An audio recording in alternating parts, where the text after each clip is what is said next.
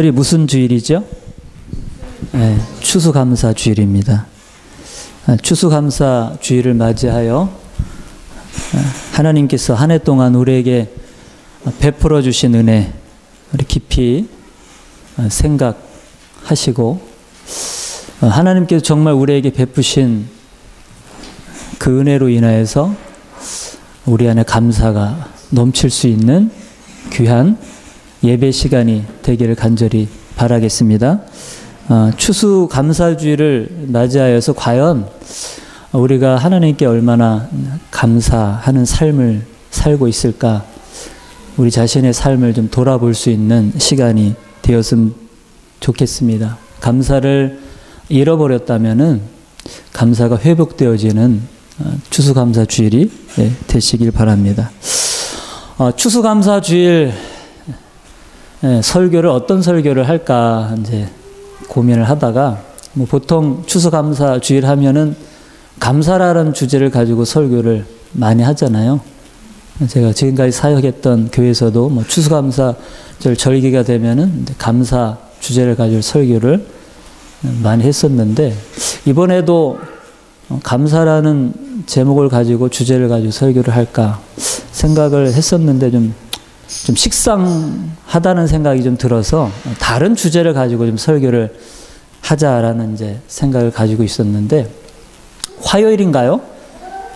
이제 출근하기 위해서 이제 식사를 하는데, 제가 이제 뭐 2달 이제 일을 하는데 좀 적응이 됐는데, 그래도 아침이면은 이렇게 출근하기가 싫어. 그래가지고 또 가야 되나? 이제 이렇게 이제 식사를 하면서 그러니까 집사람이 이제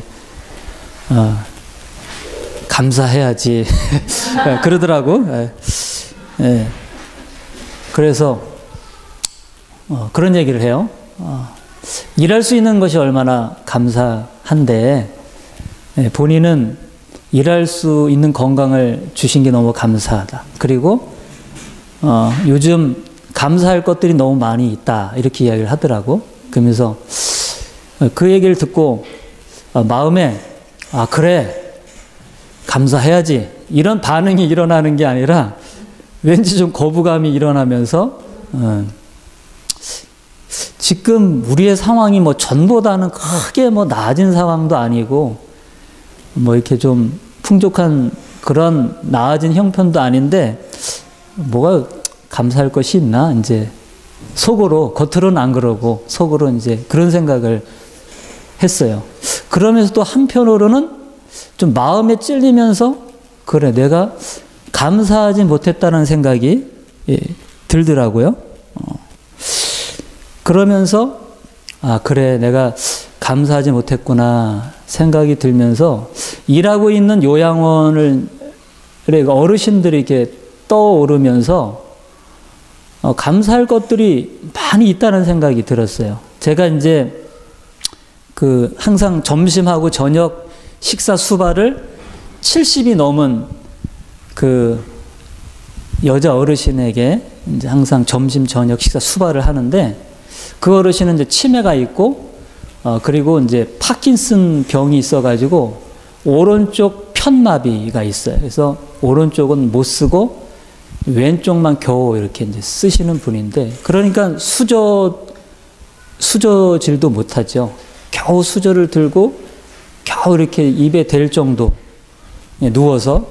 제가 이제 스스로 그래도 이제 먹게 하기 위해서 제가 먹여드리지 않고 수저를 이렇게 잡게 하고 수저 위에다 밥을 떠올리고 반찬을 떠올려서 이렇게 드시게 이렇게, 그걸 제가 이제 도와드리는데, 근데 되게 겨우겨우 이렇게 먹어요. 이렇게 수저를. 그리고 되게 느려요. 그래서 어떨 때는 좀 답답한 면이 이제 많이 있고, 그래도 이제 뭐 그런 표현을 이제 안 하고 이제 이렇게 드시게 하는데, 또 말도 되게 어눌하고, 그거를 생각하면서 야, 그렇구나. 나는 이렇게 마음대로 수저를 들고 먹을 수 있고, 말도 마음대로 거침없이 말할 수 있고, 걷기도 잘하고, 또 과거의 기억력도 좋고, 이 모든 것들이 그분뿐만 아니라 요양원에 살고 있는 어르신들에 비해서 제가 가지고 있는 모든 상황과 조건과 형편들이 너무나 좋은데 감사하지 못했다라는 그 생각들이 이제 이렇게 들더라고요. 그러면서 내가 감사가 없었다라는 그러한 마음의 찔림이 들면서 이번에 좀 감사라는 주제를 가지고 좀 설교를 해야겠다, 그런 마음이 들었습니다. 그리고 또 생각이 들 때, 전에는 지금보다 훨씬 못한 상황에서 정말 감사했거든요. 그때는 정말 이렇게 길을 가다가 주님만 생각하면 막 눈물이 막 이렇게 막 나오고 감사가 막 저절로 나오고 그랬었는데, 근데 지금은 그때보다 좀 나아진 형편인데 왜 감사가 없을까? 도대체 전과 이전과 지금의 차이가 무엇일까? 그런 생각을 이제 하게 되었습니다. 차이가 도대체 뭘까? 그렇게 생각하던 중에 지난 주일에 이제 목사님 설교, 서목사님 설교가 이제 이렇게 떠오르면서 왜 내가 전에는 감사했었는데 지금은 왜 감사가 없는지 그 차이를 알게 되었어요. 그것이 뭐냐면은 지금 나의 초점이 하나님께 있지 않았다라는 그런 깨달음이 들었어요. 그러니까 지난 주일 설교에 목사님께서 어떤 말씀을 하셨습니까? 왜 고린도 교회 성도들이 아볼로파, 바울파, 아볼로파, 게바파, 그리스도파로 나누어져서 시기하고 분쟁을 했다고 했습니까? 그 이유가 무엇이라고 했습니까? 기억하시나요? 네? 그들의 초점이 오직 하나님께 있지 않고 누구에게 있었다? 사람에게 있었기 때문이다.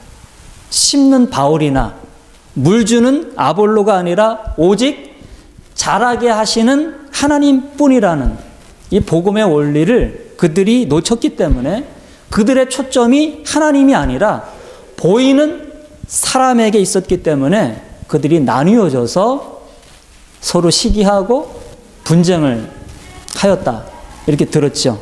그들이 오직 하나님뿐이라는 초점이 있었다면은 정말 바울을 주신 하나님, 아볼로를 주신 하나님, 게바를 주신 하나님, 얼마나 그 하나님께 감사를 했을까요?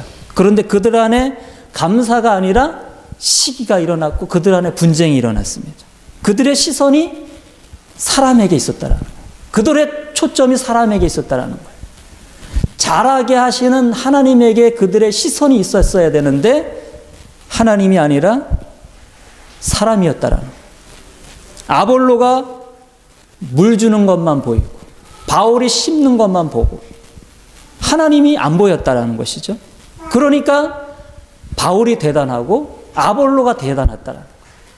하나님께 시선을 둬야지 하나님 앞에서 다른 사람들이 다 상대적으로 이렇게 보이고 또 귀하게 보이는데 하나님은 안 보이고 바울을 보았고 아볼로를 보았기 때문에 그들이 바울이 대단해. 아니야, 바울보다는 아볼로가 대단해. 서로 비교하고 누가 크냐, 누가 안 크냐, 그러면서 시기하고 분쟁을 했다라는 것이죠. 오직 하나님뿐이라는 복음의 원리가 그들의 삶을 지배하고 그들의 삶을 이끌어 갔어야 되는데 그렇지 못했다라는 것이죠. 제가 이전에 힘들었던 상황에서는 정말 감사가 터져 나왔는데 왜 지금의 상황에서는 그전보다 좀 더 나아진 이 상황에서는 왜 감사가 나오지 않고 있을까? 그 차이가 무엇일까? 바로 그 이유는 고린도 교회 성도들처럼 나의 초점이 하나님에게서 지금 상황으로 옮겨졌고 하나님에게서 사람에게 옮겨졌기 때문에 그렇다는 사실을 깨닫게 되었습니다. 이전에는 돈도 별로 없고 빚은 늘어가만 가고 있고 일도 못하고 그럼에도 불구하고 저의 시선은 하나님께 있었어요. 그래서 나의 인생을, 우리 가족의 인생을 하나님께서 책임져 주시지, 하나님께서 내 인생을, 우리 가족의 인생을 다스려 주시고 주관해 주시지, 그 하나님이 느껴지고 그 하나님이 믿어졌어요. 그때 감사할 수 없는 상황에서 정말 감사가 있었고, 하나님을 생각할 때 눈물이 났고 그랬었는데 지금 그렇지 못했다라는 생각이 들면서 내가 감사를 잃어버렸구나. 감사를 잃어버린 그 이유는 내가 나의 초점을 하나님께 두지 않았다라는 생각을 하면서 이제 하나님께 나의 초점을 둬야겠다라는 그런 마음을 먹게 되었습니다. 그렇습니다, 여러분. 우리의 초점을 하나님께 두면 모든 것이 다 달라 보입니다. 우리의 초점을, 우리의 시선을 하나님께 두면 의미 없던 것들이 다 의미가 있어 보이고요. 늘 반복되는 좀 지루한 일상의 삶들이 다 새롭게 보이는 거예요. 다 새로워지는 거예요. 보이는 것이 우리의 삶을 끌어가는 것이 아니라 하나님이 정말 우리의 삶을 끌어간다면 우리의 인생은 너무나 감사가 넘치는 삶이 될 수 있다는 거죠. 그렇게 좀 미워하고 싫어하던 사람도 우리의 시선을 하나님께 두면은 그 사람이 왜 그렇게 불쌍하게 보이고 왜 그렇게 귀하게 보이고 왜 그렇게 사랑스러워 보이는지 모릅니다. 그러니까 우리의 초점을 어디에 두느냐에 따라서 우리의 삶이 바뀔 수가 있다는 것입니다. 그래서 감사가 너무 귀하다라는 생각을 하게 되었습니다. 오늘 본문을 보시면 데살로니가전서 5장 18절 말씀, 우리가 너무나 잘 아는 말씀입니다. 항상 기뻐하라, 쉬지 말고 기도하라, 범사에 감사하라. 네, 두 가지는 좀 놔두고 이제 마지막 범사에 감사하라. 이 부분만 가지고 말씀을 나눌까 합니다. 범사에 감사하는 것이 그리스도 예수 안에서 너희를 향하신 하나님의 뜻이니라, 이렇게 말씀하고 있어요. 예, 범사에 감사하는 것, 범사에 감사하는 영성이야말로 정말 최고의 영성이 아닐까 그렇게 생각합니다. 지난 시간에 이제 영성에 대해서 목사님이 좀 언급을 좀 하셨는데, 여러분 영성이 무엇입니까? 영성. 저는 영성을 좀 너무 이렇게 좀 고차원적으로 생각하고 좀 어렵게 생각했어요. 그런데 영성이 그게 어려운 것이 아니구나, 그냥 단순한 거구나. 그게 뭐냐면 영성이라는 것은 내가 죽고 그리스도가 내 안에 사시는 생명의 삶이 영성이다.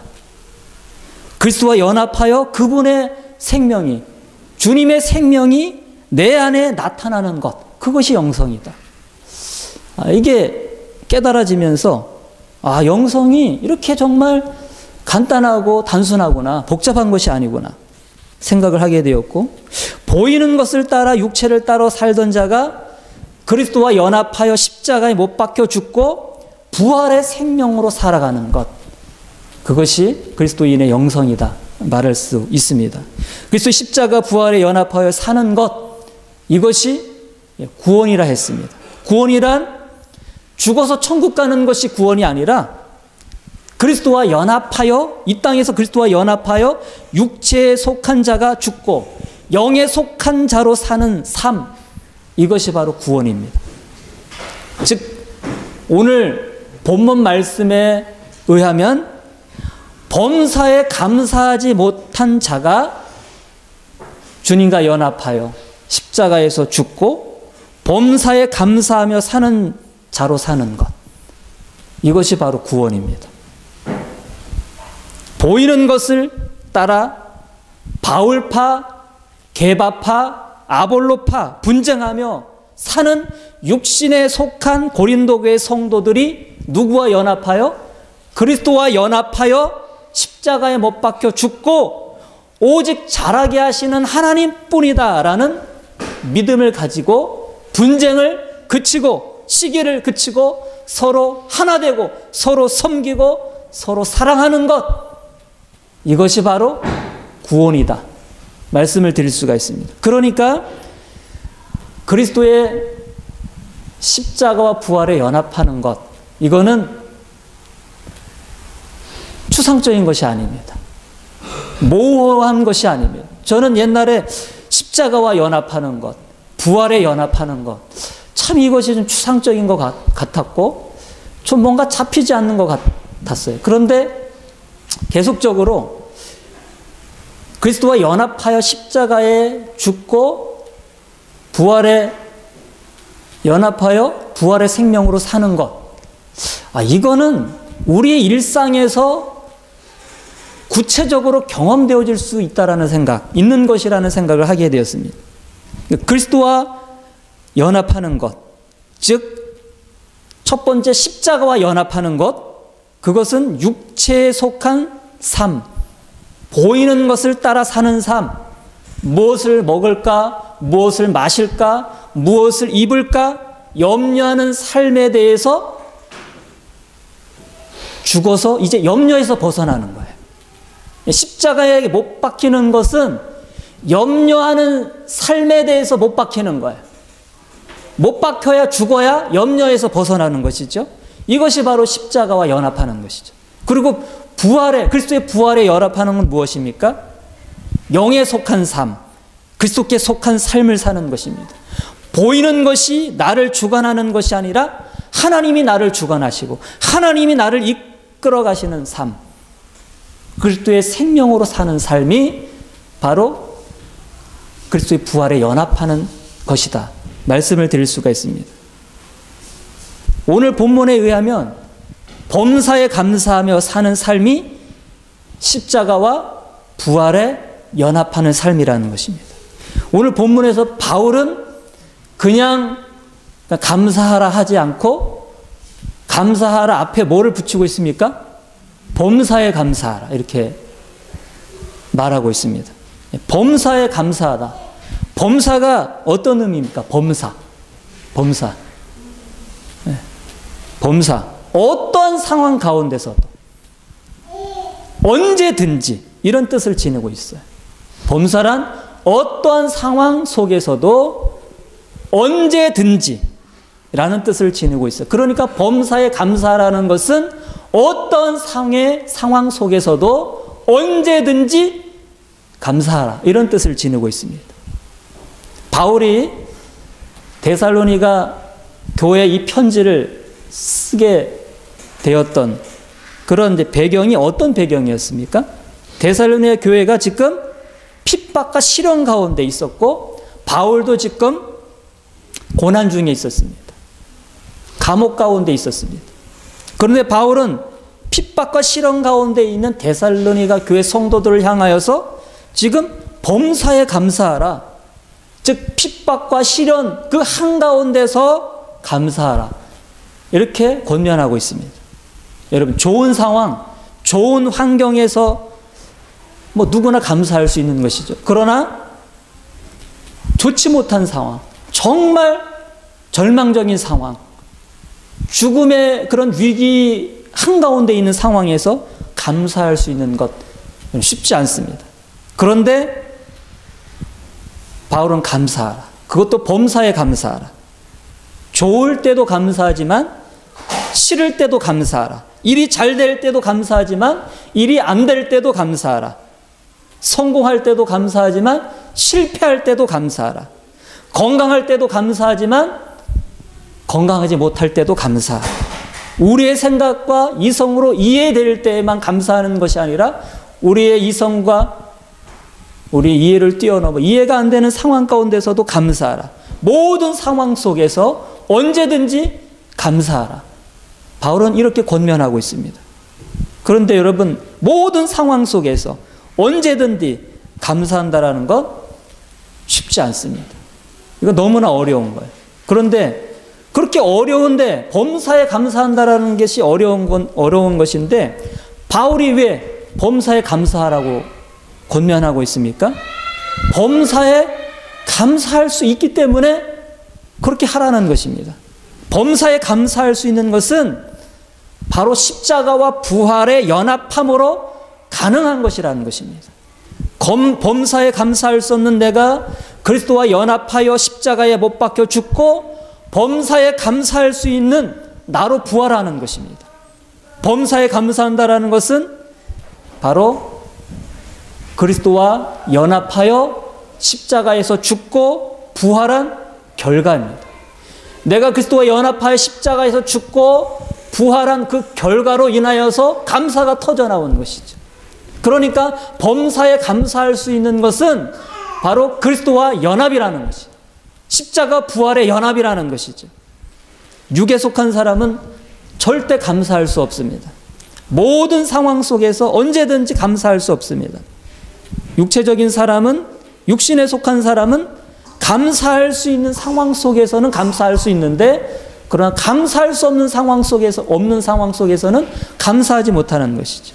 핍박 가운데, 죽음의 한가운데, 모든 것을 다 잃어버렸을 그 한가운데서 육신에 속한 사람은, 육체를 따라 살아가는 사람들은, 보이는 것을 따라 살아가는 사람들은 절대 감사할 수가 없습니다. 그런데 그리스도인들은 감사할 수가 있다는 것입니다. 범사에 감사할 수 있다는 것. 어떻게 감사할 수 있습니까? 범사에 감사할 수 있는 것은 바로 그리스도의 십자가와 부활에 연합할 때만 감사할 수 있다는 것입니다. 범사에 감사하지 못하고 불평하고 원망하고 화내던 내가 십자가에 못 박혀 죽고 부활에 참여하여 그리스도의 생명이, 새 생명이 내 안에 들어옴으로 말미암아, 그리스도가 내 안에 사심으로 말미암아 그 생명으로 감사할 수 없는 상황 속에, 핍박과 환난 가운데, 고난 가운데, 모든 것을 잃어버린 상황 가운데 감사가 터져 나오는 것이죠. 그러니까 범사에 감사할 수 있는 사람은 육체에 속한 사람이 아니라 영에 속한 사람이라는 거지. 그리스도와 연합된 사람이라는 것이죠. 그러니까 그리스도인만이 범사에 감사할 수가 있다라는 것입니다. 십자가에서 죽어야 불평이 끝나는 것입니다. 십자가에서 죽어야 원망이 끝나는 거예요. 미움이 끝나는 거예요. 부활에 참여하여 새 생명이 주어져야, 그리스도가 내 안에 사셔야 범사에 감사할 수가 있는 거예요. 모든 상황과 모든 환경과 모든 것을 뛰어넘어 감사할 수가 있다는 것이. 그러니까 불평이 사라지고, 염려가 사라지고, 불안이 사라지고, 미움이 사라지고, 감사하고 기뻐하는 것은 바로 그 사람 안에 지금 십자가와 부활의 역사가 그 사람에게 있기 때문이라는 것입니다. 범사에 감사하는 사람은 바로 십자가와 부활에 연합한 사람입니다. 믿으십니까? 설교를 준비하면서 이제 그 손양원 목사님 잘 아시죠? 손양원 목사님이 9가지 감사를 한 것이 있습니다. 어떤 것인지 제가 좀 읽어드리겠습니다. 손양원 목사님은 그 공산주의 반란군에 의하여 두 아들 동인이, 동신이를 다 잃어버렸습니다. 그래서 장례식을 이제 치르는 중에 장례식에 참석한 사람들 앞에서 9가지 감사의 조건을 이야기했습니다. 그 9가지가 어떤 것인지 한번 들어보세요. 첫째, 나 같은 죄인의 혈통에서 순교의 자식들을 나오게 하였으니 하나님께 감사합니다. 둘째, 허다한 많은 성도들 중에 어찌 이런 보배들을 주께서 하필 내게 주셨는지 그 점 또한 주께 감사합니다. 셋째, 3남 3녀 중에서 가장 아름다운 두 아들 장자와 차자를 바치게 된 나의 축복을 하나님께 감사합니다. 넷째, 한 아들의 순교도 귀하다 하거늘 하물며 두 아들의 순교라니요. 하나님 감사합니다. 다섯째, 예수 믿다가 누워 죽는 것도 큰 복이라 하거늘 하물며 전도하다 총살 순교당한 두 아들 하나님 감사합니다. 여섯째, 미국 유학 가려고 준비하던 내 아들 미국보다 더 좋은 천국 갔으니 내 마음 안심되어 하나님 감사합니다. 일곱째, 나의 사랑하는 두 아들을 총살한 원수를 회개시켜 내 아들로 삼고자 하는 사랑의 마음을 주신 하나님께 감사합니다. 8째, 내 두 아들의 순교로 말미암아 무수한 천국의 아들들이 생길 것이 믿어지니 우리 하나님 아버지께 정말 감사합니다. 9번째, 이 같은 역경 중에서 이상 8가지 진리와 하나님의 사랑을 찾는 기쁜 마음, 여유 있는 마음, 여유 있는 믿음 주신 우리 주 예수 그리스도께 감사합니다. 끝으로 나에게 분수에 넘치는 과분한 큰 복을 내려주신 하나님께 모든 영광을 올려드립니다. 9가지 감사예요. 말이 안 되죠? 저는 9가지 감사를 보면서 이건 정말 말이 안 된다. 어떻게 이렇게 감사할 수 있을까? 어떻게 두 아들이 죽어 장례식을 치르는 과정에서 이런 9가지 감사를 할 수가 있을까? 그런데 가능합니다. 십자가와 부활의 연합에 은혜가 주어지면 감사가 되어지는 것입니다. 손양은 목사님에게 십자가 부활의 연합에 은혜가 주어져 이 땅에서 도저히 감사할 수 없는 가운데서 감사가 터져 나온 거예요. 전혀 다른 새로운 삶, 이것이 구원입니다. 십자가 부활에 연합하면 세상과 분리되어 전혀 다른 새로운 세계를 경험하고 전혀 다른 새로운 삶을 경험할 수가 있는 것입니다. 그것이 범사에 감사하는 것입니다. 믿으십니까?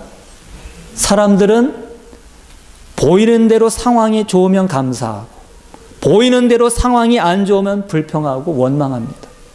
그런데 이런 사람들이 십자가 부활에 연합하면 범사의 모든 상황 속에서 언제나 감사하는 인생으로 변화될 수가 있습니다. 우리에게 십자가 부활의 연합의 은혜가 부어져서 범사에 감사하는 삶을 세상 가운데 드러내실 수 있기를 간절히 바랍니다. 여러분, 진짜 기적이 무엇입니까? 진짜 기적. 어떤 눈에 보이는 초자연적인 능력을 내가 경험하는 것이 기적이 아니라 정말 기적은 범사에 감사하는 것이 기적입니다. 이 기적의 삶을 그리스도의 십자가 부활에 연합하여 드러내시기를 간절히 소망합니다.